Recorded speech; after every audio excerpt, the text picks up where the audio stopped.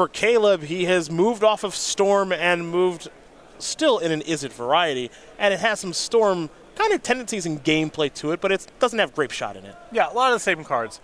And as we've gotten into this point of the tournament, I know the game podcast took care of the metagame breakdown earlier.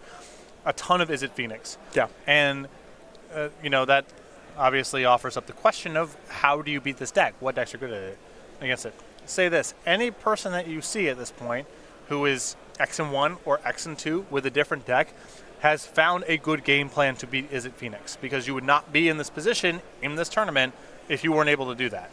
And I believe Joe is one of those people. Now, Joe, Lossett, you see his record. He is 10-2. He has won a whole lot of matches in a row, folks. I believe it is 10 in a row after a difficult start with his mono green Tron deck, a deck that he has been playing for some time now. His numbers are a little bit different. They do change on the regular, and if you do want to check out the deck list, Cardboard Live is there for you to do exactly that. Same thing can be said for Caleb and his Izzet Phoenix deck, as he's going to start his turn off with a Manamorphose.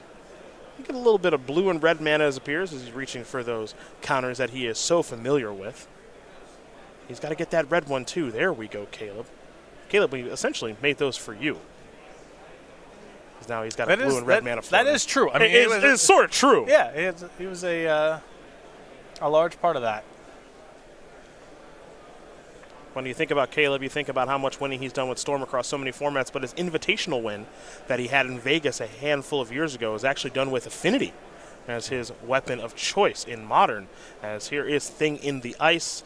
And we're going to head back over to Joe Lossett, who has a nice start here with an Urza's land and, of course, an Expedition map. Does he have the second Urza's land to complete the trio, as it were? Got to be a sigh of relief here from Lossett that all Scherer was able to follow up with that Manamorphose was a Thing in the Ice. That's a slow clock here, and the concern from Lossett's side is an explosive draw involving another cantrip, and then Faithless Looting, getting multiple Arc-like Phoenixes on the battlefield. That can be a lot faster than even Lossett's natural Tron into 7s and 8s. A turn 2 Thing in the Ice and having Scherer burned off a Manamorphose. Lossett will take that second turn, I think, every time. It'll be a Faithless Looting here for Caleb. That's where the turn will start. You saw Joe playing Urza's Tower along with that Urza's Power Plant, so he'll be searching for an Urza's Mine soon enough. He'll have access to 7 mana on turn number 3 of this particular game, and we'll see if he can take advantage of it. For now, Caleb will be drawing 2 cards and, of course, discarding 2 cards here momentarily. I know he did pick up a copy of Arclight Phoenix, so I have to imagine that's one of the cards that'll be placed into the graveyard, but the Izzet Phoenix player, who's sitting at 10-2, going to do some thinking with this Faithless Looting. It will be an Arclight Phoenix and a Steam Vent that are placed into the graveyard. Faithless Looting, the very powerful sorcery, is done resolving. But we'll see what the next step is here for Caleb, as that Thing in the Ice is also down to 3 counters, working its way towards 0 and a transformation into Awoken Horror. Spirebluff Canal will be the land there for Caleb, so 3rd land, unsurprisingly not a problem there.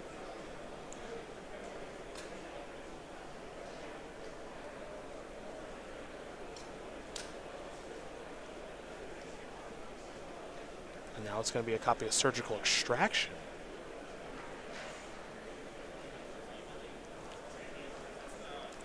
Proof to me that Caleb really wants to transform something here. Well, I don't think it's acceptable for Caleb to allow Lossett to go into his 3rd turn having not attacked. He's got to get the ball rolling this turn. I think he realizes that, so he's going to play Surgical Extraction and remove actually some cards from his graveyard. I'll bring him down to 17. Life total not that much of a concern, though, in this matchup. So next here is Snapcaster Mage, targeting Surgical Extraction.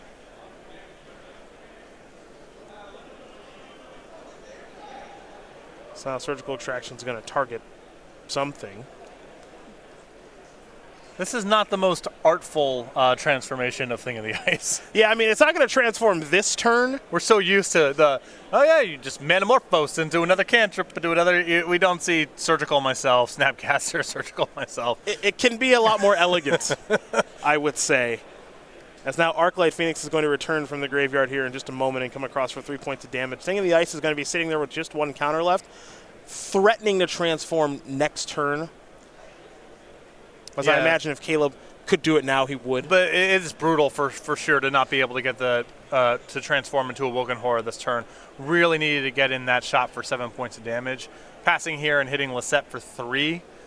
Now, so Worm Coil Engine's not a great follow-up here from Lossett because Scheer's so likely to just transform Thing in the Ice next turn.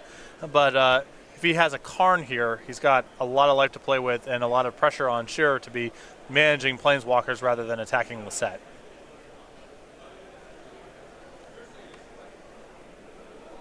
Joe, of course, searching up the missing Tron land in Urza's mind, so we'll see some, ideally some fireworks from Joe next turn. I wish we had gotten a better look at Scherer's hand, because if you go back, he could really use a Manamorphose. That third turn would have been so much easier, and he didn't follow up with anything very good on that second turn. What is being clarified here very quickly is with Surgical Extraction, does he have to remove the rest of the Steam Fence from his library? He's able to search and fail to find, of course. So he doesn't have to remove those, and he elected not to. And now here is Karn liberated. So the very powerful Planeswalker is here. It's going to exile Thing in the Ice. And I wouldn't be surprised to see Arclight Phoenix take care of Karn. But again, these are exchanges that I think Joe is ultimately pretty happy with. His mana is not going to be taxed in this game 1. So it's a clear shot. And every sequence where it's exile a thing, and Scherer has to spend his turn just sort of managing that and getting in and not attacking Lossett for very much. You can only stomach so many of those turns before one of Lossett's haymakers buries you. Well, you were wondering exactly what Caleb was working with, and it's very clear now, which is not very much. He recast a Faithless Looting, of course, and now he'll discard 2 lands. I know he's got at least 1 more land and a Lightning Axe in hand. Karn will bite the dust via the Arclight Phoenix. Snapcaster Mage will deal Joe a little bit of damage, but as you mentioned, Patrick, Joe will not be taxed for mana, and he's already starting to tap a lot of it. And this is an Ugin the Spirit Dragon. And Scherer's hand is just it's a Lightning Axe and a Flame Slash. Too much creature removal here. And Caleb knows he is beaten. He will concede right away as Mono Green Tron flexes its muscles all over Caleb Scherer and his Izzet Phoenix deck. That particular game, Joe Lossett very quickly up a game here. Reminiscent of course, that Players' Championship finale that we saw back in 2016. Joe leads things with Tron over Caleb playing an Izzet-based deck as we turn our attention to Caleb's sideboard. And we'll start with the 3 Spell Pierce, the 2 Ravenous Trap, the 2 Ceremonious Rejection, 2 Blood Moons, 2 Abrades, and 4 1-ofs here, folks, in a Surgical Extraction, a Shatterstorm, a Chandra, Torch of Defiance, and a Beacon Bolt. So there's 4 that stand out to me here. The 2 copies of Ceremonious Rejection and the 2 Blood Moons kind of speak for themselves. You have a couple fringe options. I would describe the Abrades, the Chandra, Torch of Defiance, and the Spell Pierces is all probably not good enough to bring in, but at least worth considering. They do provide some amount of interaction in very particular spots. I suspect Scherer should just keep it lean here with the rejections and the Blood Moons, but there's a couple other plausible options. For Joe's side of things, already up a game in what might be a good matchup. We'll talk about that in just a moment, but he's got 4 copies of Nature's Claim, 3 Surgical Extraction, 3 Spatial Contortions, 2 Thrag Tusk, and 3 1-ofs here in Crucible of Worlds, an additional copy of Ugin the Spirit Dragon, and an additional copy of Ulamog the Ceaseless Hunger. So some interesting options here from Lossett's side. The 4 Nature's Claims, if you are wary of Blood Moon or respect Pyromancer Ascension, those are easy enough to bring in. The other question is, you know that Scherer's got, there are counter spells in the deck. Many of them target spells, and possibly Ceremonious Rejection too. Do you want to become more of a creature deck and more of a green spell deck to try to manage those cards? If you're interested in doing that, the 2 Thrag Tusks are very easy to justify, and the Ulamog might be a better play on the top end than something like a Planeswalker if you're wary of Spell Pierce. It'll be interesting to see how things will go with the sideboarding here for these 2 great players who are already shuffling up and get ready to rock and roll.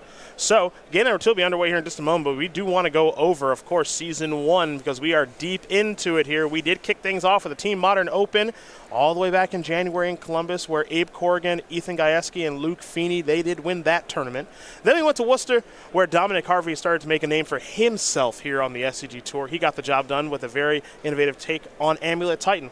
A little break before that release weekend for Ravnica Allegiance where it was Anthony DeVarty who got the job done with Sultai Midrange. We go to Baltimore where Liz Lynn, Ryan Overturf, and Jacob Haben won our Team Constructed Open. After that, it was Dallas with Mono Blue Aggro in the hands of Robert Wagner Krenkel.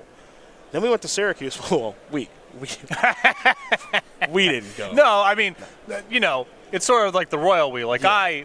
I wouldn't be caught dead in Syracuse, but I know that someone covered the show, and we had a tournament there won by Rich Cali. Rich Cali. So there you go. Then after that, Philadelphia, Austin Collins got his first of what is probably many open wins with Is It Phoenix. And then Cincinnati, want to make sure I get the names correct here. And it was Christopher Miner, Joe Ambrosio, and Freddie Crespo who won there. We're going to crown a champion here in Cleveland later this evening before WrestleMania. Actually, probably during WrestleMania because the show's so darn long. Then a little bit of break through April, a release weekend for War of the Spark in Richmond. Syracuse, which, again... Someone will be there. Someone will be there. And there will be a winner, most likely, assuming one of the seats, the city's like numerous sinkholes, doesn't just swallow up the convention center in the middle of the event. After that, Louisville, they'll be modern. I'll be there. I enjoy the city of Louisville, Richmond as well. And that will take us to SCGCon Summer, featuring the Star City Games Invitational, June 7th through the 9th. We do have playmats, folks, that we do want to show you off real quickly here. Botanical Growth, illustrated by Victor Adame Minguez for all of our standard open and classic players. For modern, it's Star Crowned Angel, illustrated by Greg Staples. And then, of course, for Legacy, it'll be the Lost Stone Citadel, illustrated by Adam Paquette. These playmats are free and exclusive here on the SCD Tour with entry into any open, classic, infinite challenge, or sealed spectacular package as the feud with Syracuse continues. It's not a feud. Here in the booth. I'm not call it a feud. The feud continues. We love you, Dinosaur Barbecue. At least I do. And the possibilities. We'll be back one day. Hey, you know, Syracuse is East Coast-ish. You know what I mean? I mean, it's in Western New York, but I have some affinity for it. But, you know, not really. I actually like Syracuse a lot. I want to see, like, more of upstate New York. Like Buffalo, Rochester. Buffalo, Rochester, Albany, which is where Gottlieb was for a long time. Albany is a kind of upstate. I mean, you're talking about kind of the northeastern corner of it, you know, very close to Toronto. I spent a fair bit of time up there in my early 20s because a lot of my high school friends went to the Rochester Institute of Technology. Yes. So I spent some time up there. I was told once that we had room and board heading up to a PTQ in Rochester, where a friend of mine, shall remain nameless, was a student, said we had a room to stay. Got up there, campus was closed for break, and he's like, yeah, I meant we're going to break into my room. No. So we broke in. No. We broke in and slept on the floor. That's amazing. It wasn't, actually. No. Okay. Okay. This is really bad. I see some folks on social media taking the Syracuse jabs a little personally. Oh, they should. Well, I wasn't going to say that. Guys, I'm from Cleveland. I'm from New Jersey. Come on. It's no picnic here, folks. Yeah. Okay. It's all in good fun. We'll be back in the Cuse one day. Caleb with an Opt and a Serum Visions. Joe with another great start in Urza's Mine and Urza's Tower. And it'll be an expedition map finding the missing piece, and I'm sure a powerful spell. I really wish.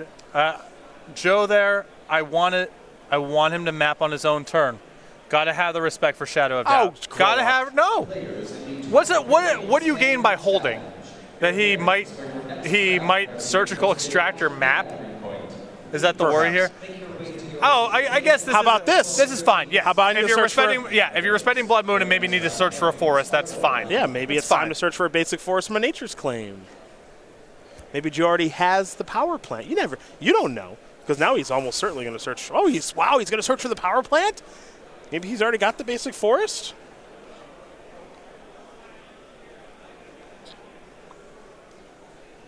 Oh, wow. Nick Miller coming in with the heat. What's Nick got to say? First of all, Nick, I don't know where you are. I think Nick is probably in Europe drinking weren't you on vacation or something? Yeah. Nick said, quote, no coincidence my vacation fell on the Cleveland Open. Yeah. There you go. Yeah, you know how many New Jersey beats I've had to take over the years from our events there? Do you know that people held me personally responsible when our hotel had to be evacuated because the fire alarm went off? They're like, oh, nice state, ha, ha, ha. Like, that's stuff, like, it's characteristic of New Jersey. The fire alarm goes off there more or whatever.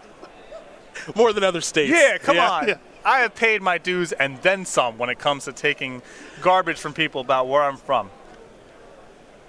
A little slight jab. Nick, that's a pretty good jab by Nick. Nick, I don't know where Nick is, but I hope you're still enjoying your vacation, my friend.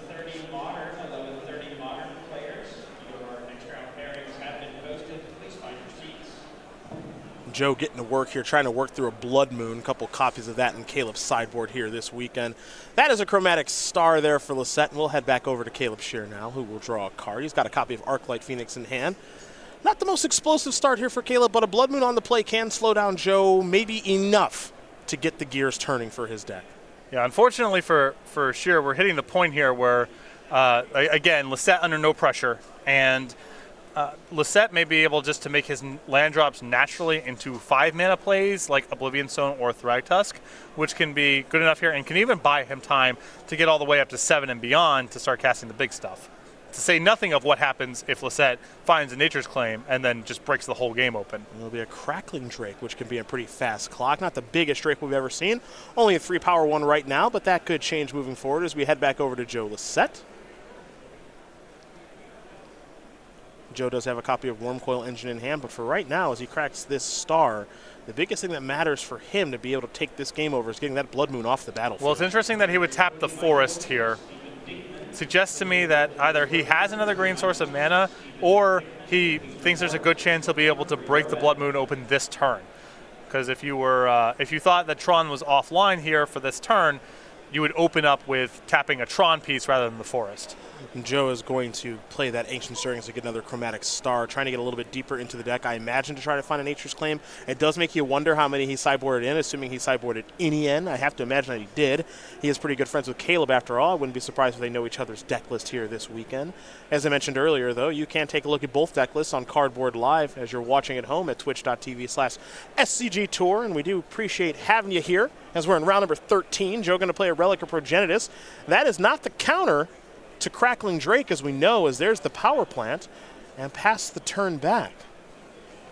Caleb will draw.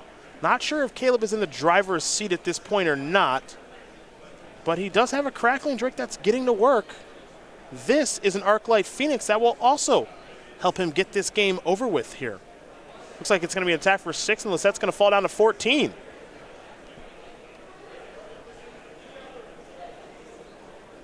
Oh, Nick Miller, he made it home an hour ago. Okay. Not too late to get here for the top 8, Nick.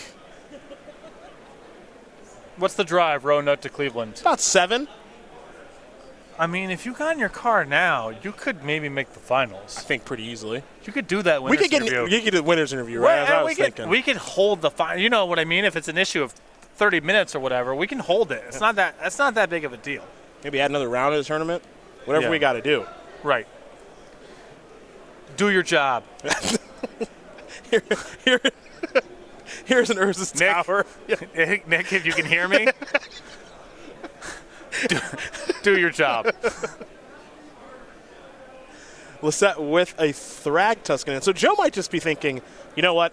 I don't need to blow up this Blood Moon. I'm just going to play a regular game of Magic, and this is a good way to start doing that. Yeah, it's not like Scheer's putting him under all that much pressure, you know. And it's interesting for as much of the early turns of the game that were kind of Scherer spinning his tires a little bit, did not really add a whole lot of pressure here. Now, interesting there that Scherer would opt at the end of the turn instead of opting on his own turn. Looks like maybe he missed out a point of damage there. Or he's representing Spell Pierce. Maybe he has Spell Pierce. Maybe he's just trying to act as though he does. Okay, that's fair. 4 mana again. Okay, well, you know what? To the skies. And I do think actually Scherer has a copy of Ceremonious Rejection in hand. Ah, yeah, okay. And that's another reason. Counterspell. Yeah, that's another reason to leave that island up. Right, because Scheer's aware of the possibility that Lossett goes, blow up your Blood Moon, and now I have a sea of colorless mana with which to play something large. It'll be a Bolt that's going to go upstairs. Okay. Shrink the game down a little bit. Yeah, I mean, try to get this game over with, I think, is the plan here for Caleb. This is a pretty healthy attack. And with Ceremonious Rejection at the ready, I think Caleb's got most things covered. And this is a pretty nice spot for Caleb to be in. Yo, I got to say, Nick Miller, going to give you a shout-out. Not tagging me in those tweets. He knows. He knows. It's not his first rodeo. A professional. Caleb A consummate professional. Caleb Scherer going to win game number 2 over Joe Lossett. The Air Force in combination with a little bit of counter magic and that Blood Moon, of course, enough to get the job done, as is it Phoenix and Mono Green Tron getting ready for a third and final one. However, this time, Lossett's going to be on the play, and that means that Blood Moon might be a little bit too slow. Yeah, I mean, it doesn't do anything about the natural. But that draw doesn't happen every single time. And, Scherer can still set up, Ceremos, Rejection, your turn 3 play, and land Blood Moon. So it gets a lot worse, but there's still a possibility it'll be okay. Well, we want to talk about the Season 2 schedule now. We announced this on Friday. Star City Games president Pete Hoffling put together a nice little article that you can definitely check out all the intimate details about for our Season 2 schedule that Patrick's going to go over for you right now. Yeah, we start off with Pittsburgh, which will be a Team Modern Open, then Standard in Worcester, Team Constructed Open in Philadelphia, Modern in Columbus, Team Constructed in Richmond, Modern in Dallas, Legacy in Syracuse. And I'll say this, great Legacy scene in Syracuse. It'll be a great tournament. That'll be a great tournament, covered by whoever. Philadelphia in October. After that, Indianapolis, then the regional championships. You can head over to go.starcitygames.com/regionals as we get a little bit closer to that event to find out more information and the regional championship closest to you. The final Open of the year will be October 26th and 27th in Atlanta. That will take us to the SCGCLE Winter, featuring the Star City Games Invitational November 14th and 17th. And then a month later, the Players' Championship, December 13th, 15th, Roanoke, Virginia. Note those dates there on SCGCon and the Players' Championship. Only event in November is SCGCon Winter, a little bit earlier than we've had that event in the past when it was just the Invitational, and now it is the Con in the Winter. Have had it in Decembers. Now we're having it before Thanksgiving. Want to try to get as many people there as possible. I think it's going to be a great event. And then, of course, the Players' Championship taking place many weeks after the Invitational. Want to give players a lot of time to get ready and put on the best show that we can in Roanoke, Virginia at the Star City Game Center. So both events should be an absolute blast. I'll make this offer, and I know that you and I are tied to the hip, so I'm kind of putting you out there here. I can't wait to see where this is going to go. I will do the Syracuse show if the locals can send a list of compelling bars, restaurants, and activities without naming Dinosaur Barbecue or Possibilities. Well, these are the things that I'm looking for. I will put it out there. This is what I'm looking for. I'm looking for Italian restaurant. I'm looking for a coffee house that keeps reasonable hours. Okay. Not this like we're closed at 1 on a Saturday deal that I have found there. Okay. And let me think of one last thing that I could really go for. Oh, a good non-chain hoagie/sub kind of shop. You find, and they got to be close. They got to be walking distance places I could go on my break. Because the problem, my critique here has been the food's been a struggle. Everything's closed all the time. Things that are open, not good, or appear dangerous. Well, Adam, you can help me out. You can help me out with that, and we can talk about it. All right. We'll talk about it. I wouldn't mind covering a Legacy Open. We do 1 or 2 a year. I enjoy watching the format in small doses. I would come out for that. But I need to have a credible list of these things. Adam Barnello? Sandwich shop, coffee shop, Italian restaurant. You say Dinosaur Barbecue, you're canceled. Yep. That's done. The event's over. Done. Adam Barnello. I'm coming at Adam Barnello right now. He's the guy. He's the Syracuse guy. Come on, help me out here. It's been hard. And it's not like I only did the show once. No, we've done the show a lot. We've done the show a lot. You got to remember, we've been here since 2012. Sandwich shop, coffee shop with reasonable hours, Italian restaurant. If the Italian restaurant's a drive away from the convention center, that's fine. We'll go after hours. Okay. There you go. Help me out here. Help me help you. Laying it down. And then I will, if we can come up with that list, it seems credible, I will do that show. We'll give it to Todd. That's what. We'll give it to Todd. Todd can drive back. We'll give it to Todd. And then Todd will have places to eat. It'll be perfect. Todd and Ryan will be doing well. Joe's going to start things off with a chromatic star.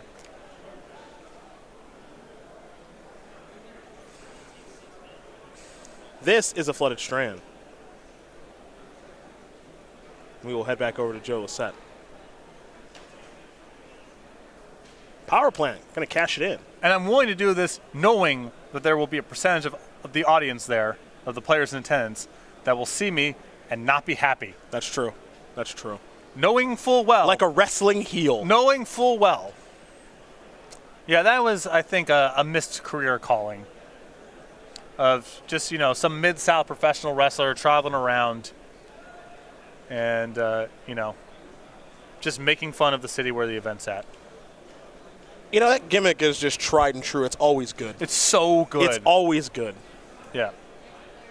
Especially if you lean into the fact that you're from New Jersey and you're traveling around, to Tennessee or Kentucky or Arkansas, those kind of old Mid-South venues, talking about how bad Fayetteville is or whatever. The locals that would be over. That would generate some real heat. Yeah.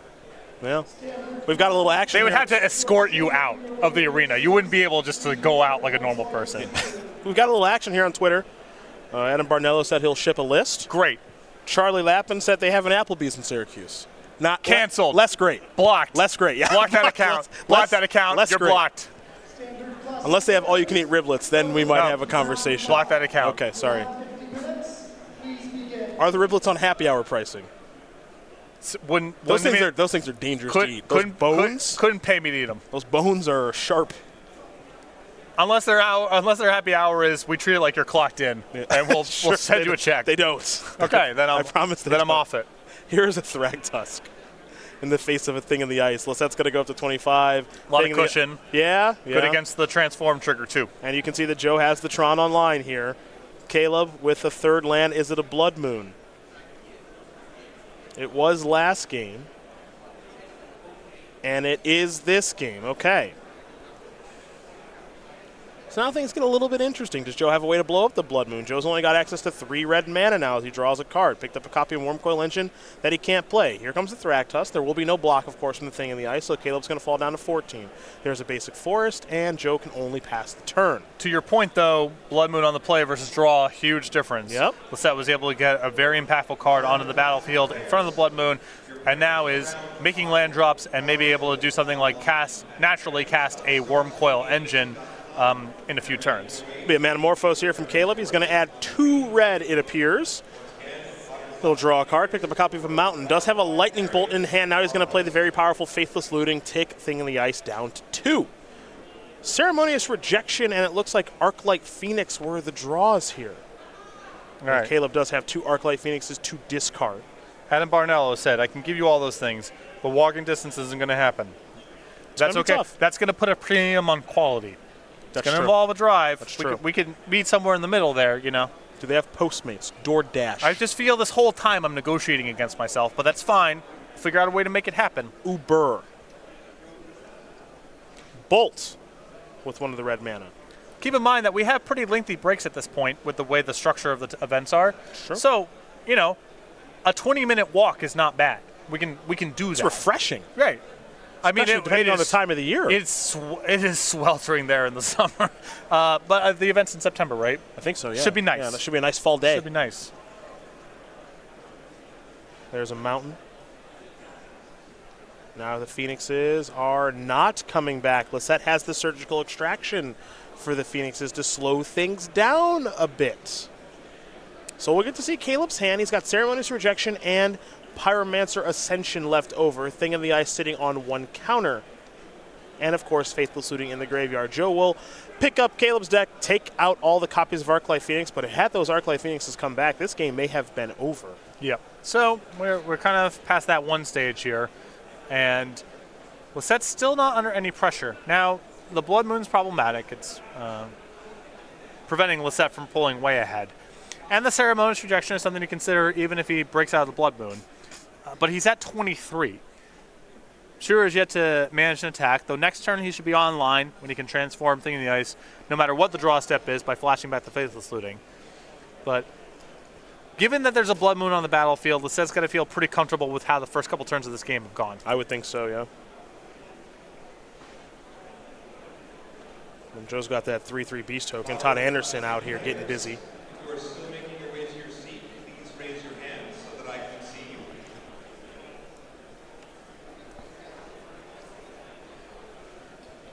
It's another Swag Tusk, everybody. Lossette's going to go up to 28. Again, he's got plenty of cushion as far as life is concerned. Wormcoil Engine and an Ugin in hand. Can't cast those just yet, of course, because of the Blood Moon. See if Caleb wants to go towards the Crackling Drake that he just Well, drew. the Crackling Drake is pretty dangerous here because Lossett can just naturally cast a Wormcoil Engine next turn. I'd be surprised if Scherer wanted to put the shields down on Ceremonious Rejection, given that Lossett's at 5 mana. Especially when he has a reasonable alternative here, which is just flashback to the Faceless Looting, transform something in the ice, and try to go next turn, if you play a land, to play Crackling Drake with Ceremonious Rejection backup. Not great to bounce the Thrag Tusk, but I think it's way too dangerous. Because if that Wormcoil Engine resolves, I don't know if Scherer can really beat that. You see here that Awoken Horror is going to attack. One shortcut they made there is Thragtusk got bounced along with the token, and then when Thragtusk leaves, another token is placed back on the battlefield. So just a little shortcutting there, but there should be a 3/3 beast. Actually, never mind. Because Scherer would have still had Thing in the Ice with 1 counter on it. I think I would have played it if I was in Scherer's position. Okay. Because if Lossett taps out for Wormcoil Engine, you go untap Faithless Looting, bounce your Wormcoil, hit for a ton. So I don't know what Scherer's playing around, but thinking about it for a moment, I would have just played Crackling Drake. The Drake does get bounced in that situation. All right, then you get to play Drake again. Yeah. And make your 5th land drop and have Ceremonious Rejection. I guess Scherer's playing around the possibility of the Blood Moon getting blown up and then whatever happens, happens. But I don't think Scherer can really expect to win this game if that happens anyway, even if he holds up Ceremonious Rejection. Thought Scour is where the turn begins. Now we're going to go towards Pyromancer Ascension. No counters just yet, and Awoken Horror is actually going to play a little bit of defense, 26-11 in favor of Joe Lossett right now. Expedition Map was the draw here for Joe. Caleb still with that island available for the Ceremonious Rejection, folks. He has not put that down.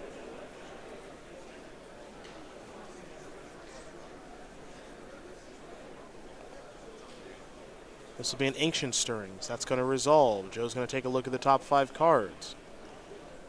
Again, this is also a situation where it's unclear if Joe has boarded in Nature's Claim or not. There are targets. You're seeing 2 of them on the battlefield there in Blood Moon and Pyromancer's Ascension, but Joe might be thinking to himself, I can play through a lot of this stuff, which he's done a pretty decent job of with Thragtusk. If you didn't know about it game 2, then that's one thing. I think if you saw Blood Moon in game number 2, and reasonable to expect some number of Pyromancer's Ascensions, that I would bring him in. There's an Expedition Map for Joe. And he will pass the turn back. Thragtusk and the Beast token can't get any work done. So now Caleb doesn't have to worry about anything, so he can play an Opt on the end step. He'll scry the top card to the bottom. Now he will draw a mystery card, and he'll be untapping those 4 lands, and he'll be drawing a card for his turn. Spirebluff Canal among the cards that Caleb has picked up here. And now we'll see what he wants to do next. It's going to be a Manamorphose, Patrick's favorite card. You know, at least Faithless Looting, for as powerful it is, suggests you care about certain things. Stuff goes to the graveyard, you want to find stuff that's good to put in the graveyard, or whatever. This is just, do you have things that care about spells being cast? I do. Here's a free one. I do. Doesn't do anything. Spirebluff Canal will come down out here as a Crackling Drake. Spirebluff Canal, of course, coming down untapped, even though there are more than 3 lands on the battlefield because of Blood Moon removing that text of the card. And now Awoken Horror looks like it's clear for takeoff, so it will do some attacking. And Caleb has still done a great job of leaving up that island for the Ceremonious Rejection. Is there a colorless card that you can play that blows up an enchantment on the cheap? Colorless? Yeah. A spell bomb or just something like that. When I'm watching Tron, I'm sure if it existed, someone else would have thought of it by now. But I would really like to have a way to blow up Blood Moon that could be found via Ancient Stirrings. Fair. But I don't know if that kind of card exists. Joe with a double block there on the Awoken Horror with the Thragtusk and the Beast token. Yeah, I mean, you're not really attacking. The race doesn't look good saying no blocks and cracking back with your 5/3 because the 0/4, the Crackling Drake checks the Beast token, so we might as well block. And also, we're in this weird spot where both players kind of feel like they have some amount of inevitability. And, you know, Scherer wants to keep his life total high because he's trying to leverage Pyromancer Ascension.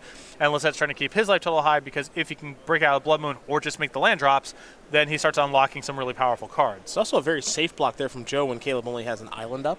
Oh, yeah, you know you're not going to get blown out by a bolt. Yeah, so that's actually a pretty good double block there from Lossett. Not sure if that attack was a good idea from Caleb, but we continue on.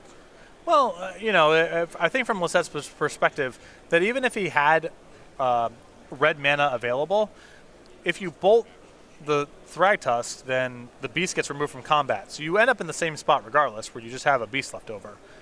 just whether or not you trade with a Bolt or trade with the Awoken Horror. So.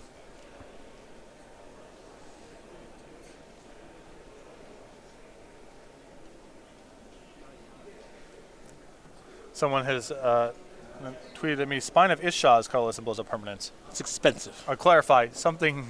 Once we have 7 mana, we're not that concerned with blowing up a Blood Moon. Sure. Something a little bit cheaper. Yeah. I mean, the first thing I thought of is obviously not a colorless card, Beast Within and some other things like that, but Nature's Claim solves the problem. Ratchet Bomb could do it. Slow, but you could justify Ratchet Bomb for other reasons. That's not bad. Here's a copy of Wormcoil Engine being placed on the stack. Does Caleb want to use that Ceremonious Rejection on this? He's been sitting with Rejection in his hand for a very long time, folks. And this is the kind of card that you do not want to see resolve. And he will cast Rejection on that. Now, it is worth noting that Joe does have some other very powerful colorless cards in hand. That's going to come as no surprise, given what his deck does. He has a copy of Karn Liberated in hand. He also has a copy of Ugin the Spirit Dragon, which can clear up all these permanents that are causing him problems, as here comes a Crackling Drake for a pretty healthy amount. Scherer with a pretty major pickup there in Echoing Truth. Mm-hmm. Another card that lets him manage Wormcoil while he's racing. Crackling Drake came in for 8 points of damage, it looks like there. So now we're going to head back over to Joe. Joe has access to 7 mana right now. Not sure if he found the 8th land with his draw step yet or not. For the Ugin, that could be a game winner, but he does have Karn in hand that he can cast this turn. He's also got a copy, I believe, of Surgical Extraction. And that could take the Ceremonious Rejections, but also give an idea of exactly what Caleb has in hand. So the defending player's champion has a little bit of thinking to do here.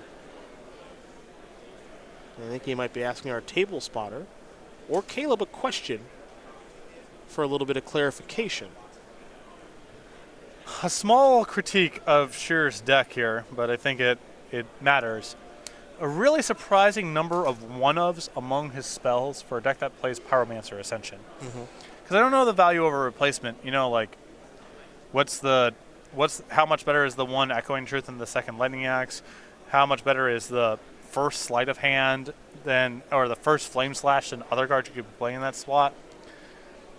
These are small details, and he's only playing 2 Pyromancer Ascension, so some of us have 3. He's not emphasizing that as much, but it is curious. Well, this is interesting. Joe is asking if he sees his opponent's hand before choosing the card he exiles with Surgical Extraction. It's a weird interaction and a weird question. I can't imagine that's the case, but it is worth asking. I'm sure there's some old card that Joe has played with before. Now you see exactly what Caleb is working with. It's a Lightning Bolt and an Echoing Truth. And Joe has surgically extracted something. So, okay, so he targets, then he looks, and then he picks. Interesting, with Surgical Extraction. Yeah, he wants the surgical, I would imagine the Ceremonious Rejection here for considerations with Snapcaster Mage. It's also just a powerful card for Scherer to be able to draw.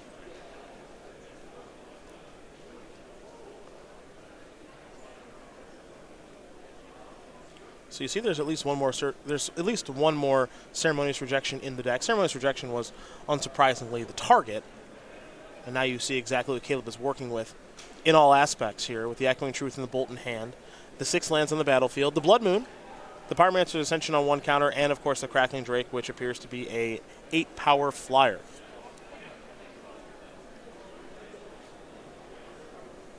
So I guess is the concern here by removing the Ceremonious Rejection from the deck that you're pumping up the Crackling Drake, and that's why it's giving Lossett some pause. What's the value of that as a potential draw step for Scherer versus adding a point of power to the Crackling Drake? Also, you pay 2 life with the Surgical. I think that's worth noting. Joe pays 2 life with the Surgical, and this Crackling Drake can get the job done in 2 turns. So now, if you remove that Ceremonious Rejection, that actually gives the Drake a power. We're also talking about Bolt working itself into the equation. Right. We're also talking about Pyromancer's Ascension potentially turning on, making it a double Bolt. These are all very real things in this situation, as here comes Joe with that Beast token. Looks like Caleb's going to fall down to 8. And Joe might be going towards Karn, though if he does go towards Karn, I am curious what the target is.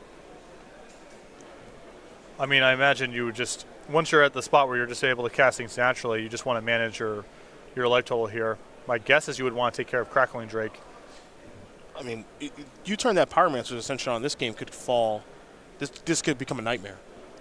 That's true. I mean, you're also at risk of dying next turn if you leave the Crackling Drake on the battlefield, and then Scherer just like draws a bolt or an Arc-like Phoenix. Yeah, Arc-like Phoenixes are gone. Oh, to their credit, yeah, those are gone. But I don't necessarily disagree with you. I will say that. If Lossett has a follow-up Karn, then I think you just take care of the Crackling Drake this turn.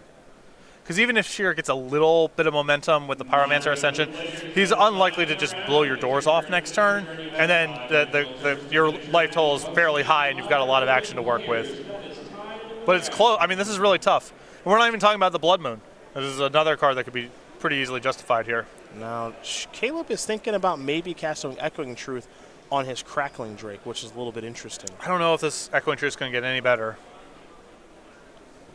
He might also be thinking about casting Lightning Bolt. Now, I'm not sure he needs to cast Lightning Bolt now, but this will grow that Pyromancer's Ascension. Okay, I see what's going on here. So now Pyromancer's Ascension has 2 counters, so he says, I'm going to bounce and bounce there. Okay, so that's not a bad exchange for Caleb. No, but he's out.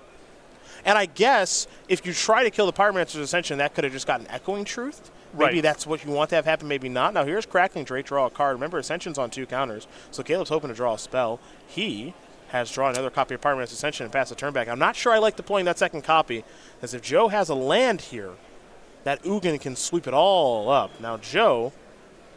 I don't know how much having a Pyromancer Ascension back in your hand matters for that consideration. I kind of want to, if I'm in Scherer's perspective, what I want to have happen is assume that I get out of this turn okay, and then blow Lossett's doors off next turn, involving the second Pyromancer Ascension, because I don't think playing any more turns is going to, you're not going to be able to win by rebuilding with a blank Pyromancer Ascension. Well, it'll be a Sylvan Scrying here for Joe Lossett. He'll find land number 8.